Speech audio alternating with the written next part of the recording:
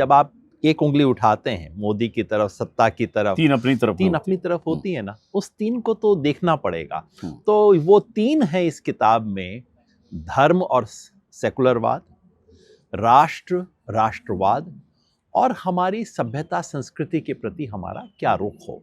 इन तीनों पे एक नए और सिरे से शब्दावली सोचने की क्या हो, क्या एड्रेस करने की मौजूदा स्थिति कैसे में। करें, ये सवाल, ये चिंता इसमें आई है जी। तो उन चिंताओं पर भी हम बात करते हैं, क्योंकि पिछली बार भी जो हमने आपसे लंबी बात की थी उसमें भी कुछ वो आंशिक तौर पर वो बातें हुई थी। पहली बात मेरे जहन में ये आया इसको पढ़ने के बाद कि आप देश में जो एक राजनीति हो रही है पिछले 20-30 सालों से, जिसमें सेकुलरिज्म को बहुत तवज्जो भी दिया गया और एक मुलम्मा चढ़ाया गया, हर तरह की बीजेपी विरोधी राजनीति को सेकुलरिज्म का मुलम्मा चढ़ाकर और वो राजनीति की जा रही है।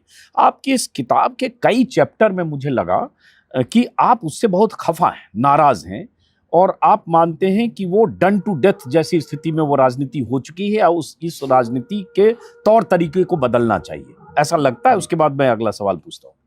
खफा नहीं, दुखी हूँ। पहली एक बुनियादी बात स्पष्ट कर दूं, सेकुलरवाद की आलोचना बिल्कुल सेकुलरवादी राजनीति की आलोचना है, लेकिन शुरुआती बिंदु उसका ये होना चाहिए कि मेरी ये आस्था है, केवल विश्वास नहीं, आस्था है कि अगर सेकुलरवाद का मतलब है कि इस देश का कोई एक राजधर्म नहीं होना चाहिए, इस देश में किसी एक धर्म संप्रदाय का बोलबाला नहीं होना चाहिए, सबको बराबर हक होना चाहिए, किसी को दोयम दर्जे का नागरिक नहीं बनाना चाहिए, और इस देश में कोई मकान मालिक नहीं है और कोई किराएदार नहीं है, अगर ये सेकुलरिज्म का मतलब है, तो सेकुलरिज्म इस देश का सबसे पवित्र सिद्धांत है। और जैसा मैंने कहा है किताब में, या तो सेकुलर भारत रहेगा, नहीं तो भारत ही नहीं रहेगा। ये भारत के भारत बने रहने की बुनियादी शर्त है।